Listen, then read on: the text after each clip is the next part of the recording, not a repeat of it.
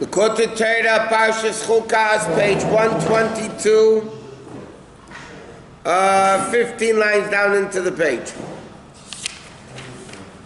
Okay, now the Rabbi was explaining this whole aspect of dilug, of jumping, that like it says, the only way a person reaches anything is with the level of tshuva. And he explains what's tshuva. That tshuva is a level of jumping from level to level, dilug, and that's the holding in a Pesach.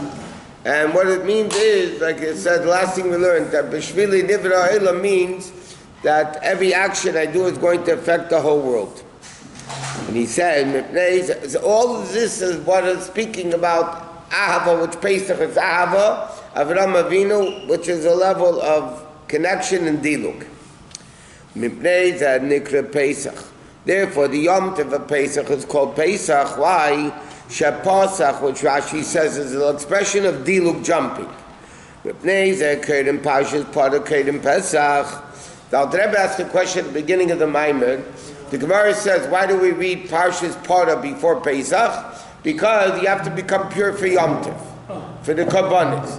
So now the Rebbe asked, and you should have it before Sukkot and Shavuos also. Why only before Pesach? So he says, why? Now can you understand? Ki madrege pchusa.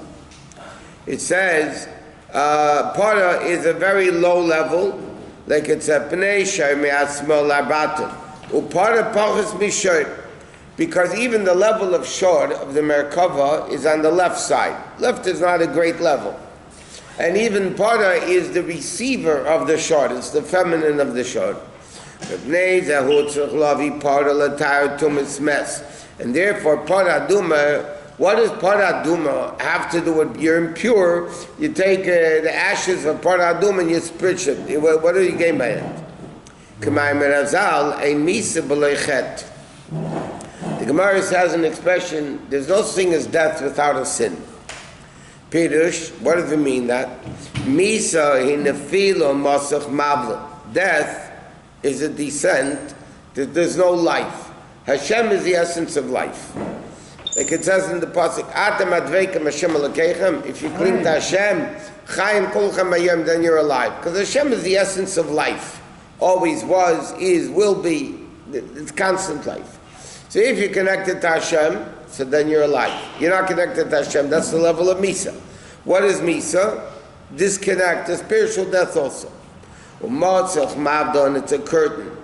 That's an iron curtain. Which separates the Jew between Hashem. So the question is, how can a person, a Jew with a neshama, be spiritually dead? A Jew has a neshama. How could it be that a Jew, should be considered dead? So then he's like this: when you act like an animal, then you're not a person anymore. Meaning, you just eat and drink, without any understanding.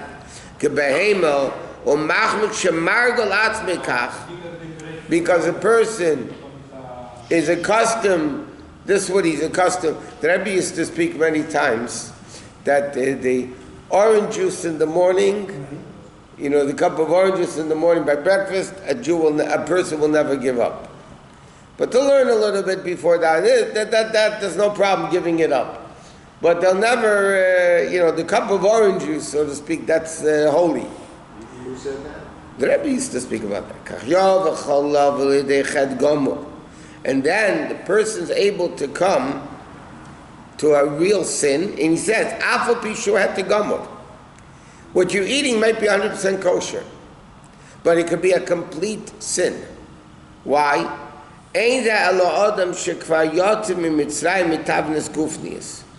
That's only a person who leaves Mitzrayim. He lives this physical pleasure, he reaches this level. A guy who's still in Egypt, and meaning, okay, the guy is really into the world. And now he wants to do tshuva. You need greater fences. Meaning like this. a guy who's very low and wants to do tshuva is much more difficult than a guy who's not so low and wants to do tshuva. Still not a complete sin.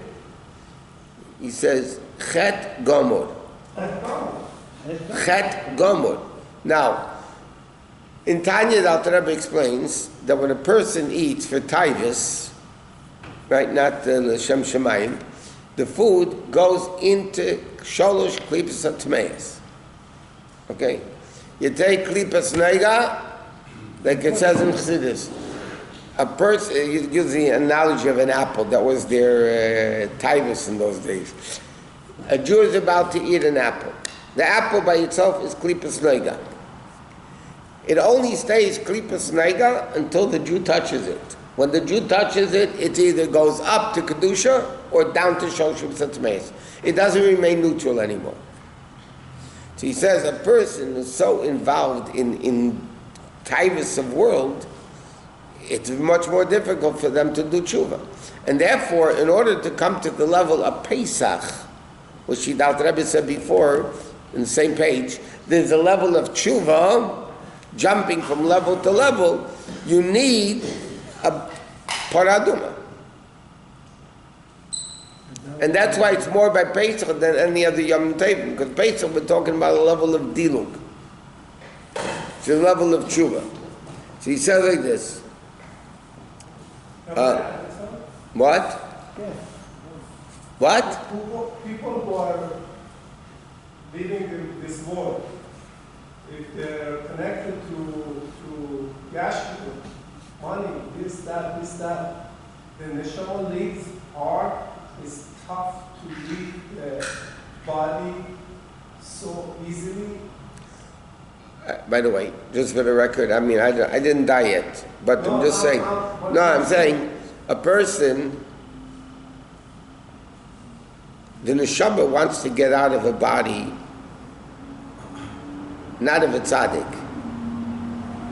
Like in these parshas, right? Aaron died al pi Hashem. The neshama, Moshe Rabbeinu's neshama refused to leave the body. Okay, neshama wants to be one with Hashem. If it's in a body that's refined, so the neshama, as difficult as it is for the neshama, it's still okay. You can handle it a little bit. But if a neshama is in a body of a person that's coarse, and he anyway wants to get out of the body. It's not more difficult dying. But there's Yisurim. Of what? To leave the body. Yeah, it's torture for the neshama to leave a body, under any circumstance. So the more chumri the body is, the tougher it is, no? Not necessarily. I told you I didn't die yet. After I'll die, I'll come back, I'll tell you what. Aval Adam Sheidana b'Mitzrayim. But a guy who's still in Mitzrayim. Hainu shemelkoshi b'taivus, he's bound to taivus. V'reitze losa b'tshuva, and he wants to do tshuva. You need a lot of fences. And that's what he says.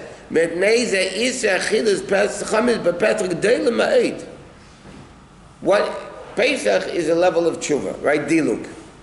So now a guy wants to do tshuva, he says, so you need a lot of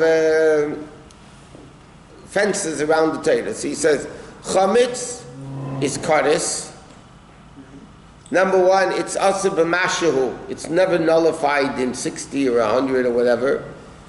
I feel ma'av shein shum tam chametz.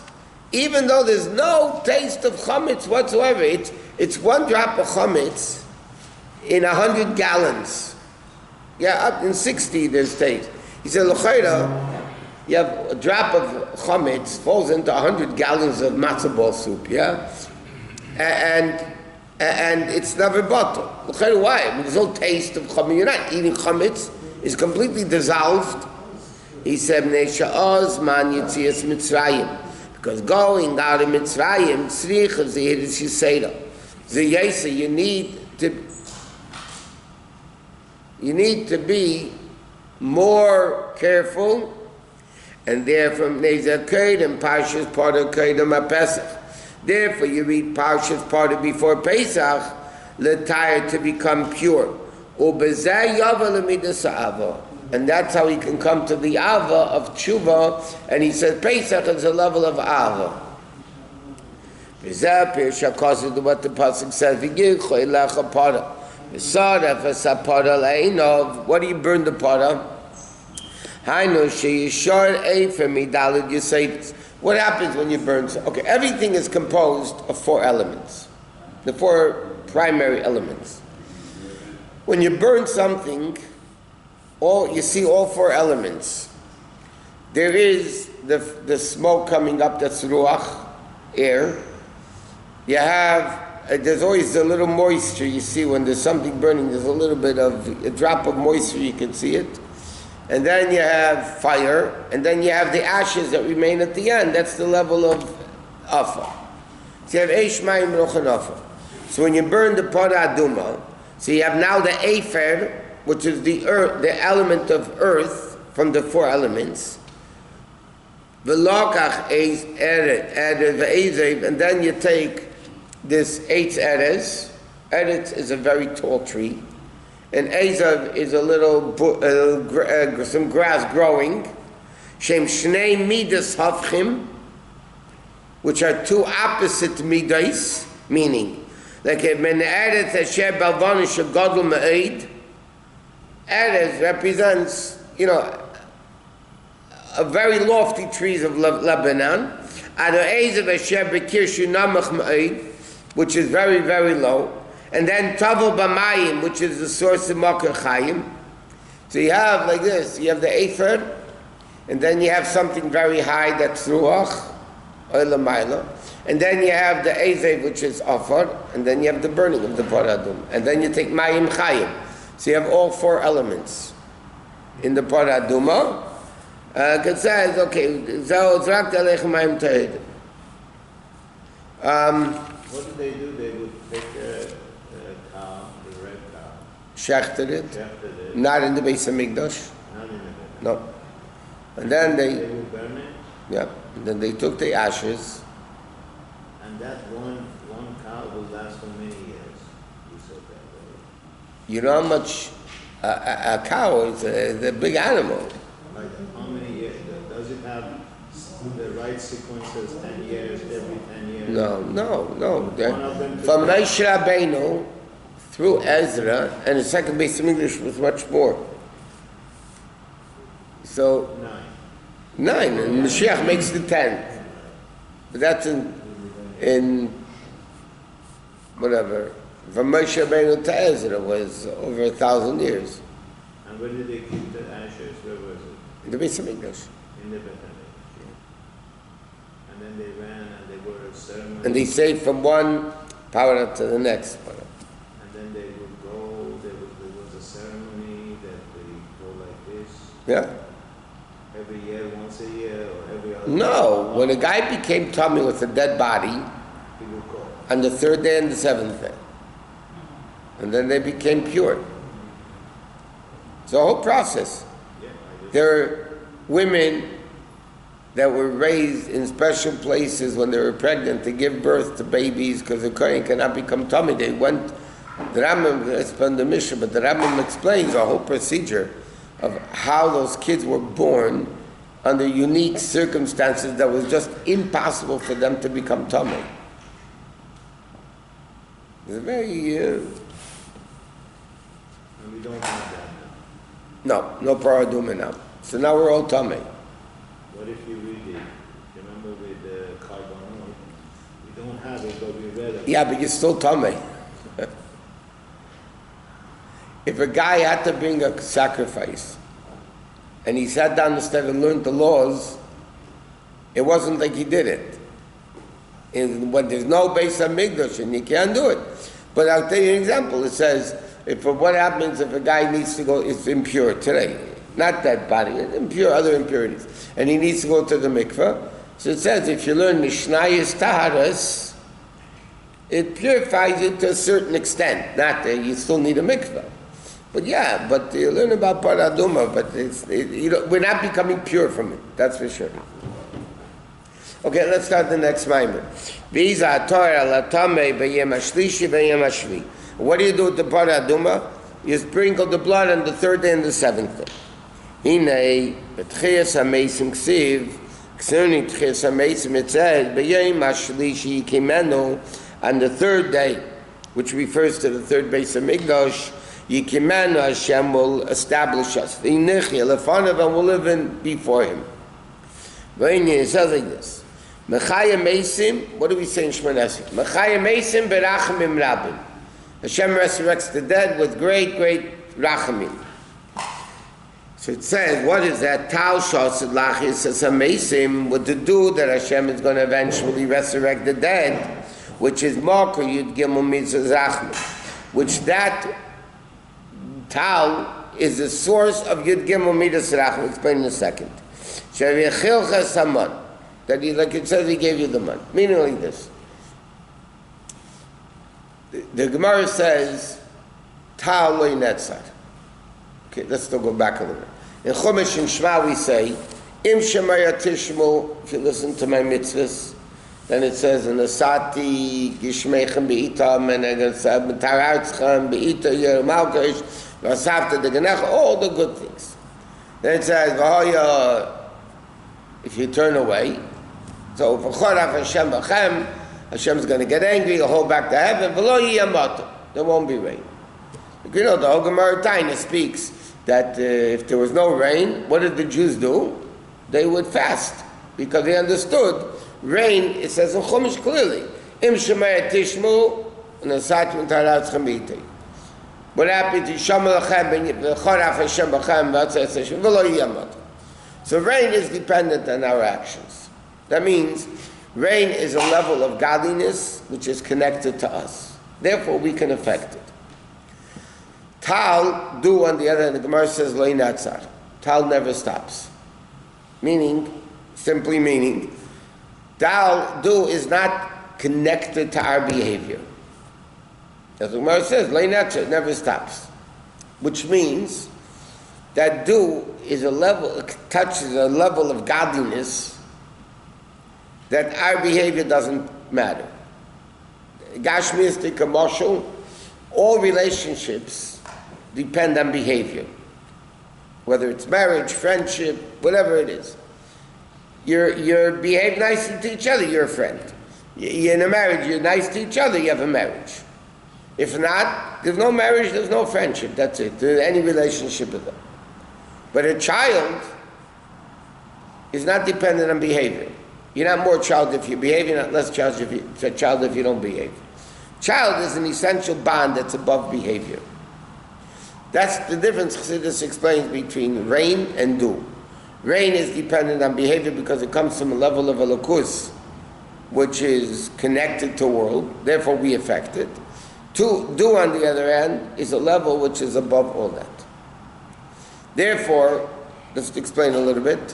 When the man fell down from heaven, this holy man had no waste. It's a very lofty level of godliness.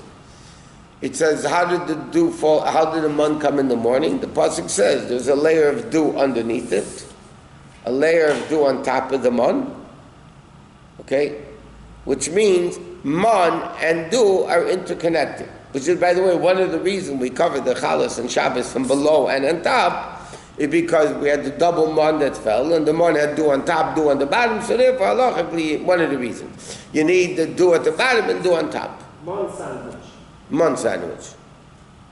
Now, the same thing you find that Tchias HaMeisim, it says, the Gemara says, Tal she'otz l'achis b'esim, now the Rabbi just quoted this, Tal she'otz l'achis b'esim HaMeisim. How is Hashem going to resurrect the dead? Which the Chayra comes from a super, super lofty level. That doesn't come from a normal level of elokus. It comes from a level of Tal, dew, that's going to resurrect the dead. Because Tal represents a very deep bond with Hashem that's not dependent on behavior. So therefore, what do we say in Shemona Esrei? Mechaya Meisim berachmim rabim. Not stam rachamim, mercy. Rachamim rabim. So therefore, that is, they're all interconnected to the level of Tal. Tchias HaMeisim, man, all that stuff is connected to Tal. They come from the same level? Yeah. Different No, more. Is it? Probably the same level to a certain extent. And therefore it's the makar of Yud Gimel Midas Rachmi. It's the source of the Yud Gimel Midas Rachmi. V'nei Teferes Midas Rachmi. Midas is Shel Yaakov Avinu Teferes, which is the level of Yaakov. Right? Avraham is Chesed, Yitzchak is Gvura, Yaakov Avinu is Teferes, which is Rachamim. Oila Kesed, in the level of Rachmim Rabim. B'Seid Briach Hatich, in the level of the middle pole of the Beis Hamikdash. Amavriach min hakotel hakotel. Okay. It says in Kabbalah, we have 3 minutes. It says in Kabbalah that Kava and Tzoi, okay, you know the picture. Chesed V'or Tefes, Netzach Yisayid, Malch, it's okay. So you have Chachma Bein Adas. Now, all the right ones are connected, all the left ones are connected. The middle pole, the middle ones, which is Das, Teferes, Yisayid, Malchus, those are all the way up there. Because Yaakov Avinu, Titain Emes Liyaakov, Emes, Chesed Avram, but Emes, which is the level of Rachmim, Teferes, why is it Teferes called Rachamim, Emes and Rachamim? Because the middle line goes, it's from the lowest level all the way to the highest level. That means by Teferes, the middle column, the highest level and the lowest level are still interconnected. Therefore, in the Mishkan, like we learned, you had the poles, the boards. Now, what held up the boards together? There are things on top, things on the bottom, and there are poles that went through. So that held up, the top and the bottom was held up the wall. Now, what happened when it came to the end of the wall and then you had to go this way? So the top ones and the bottom ones didn't go. You had to have new top ones and new bottom ones. But there was the Briach HaTichim.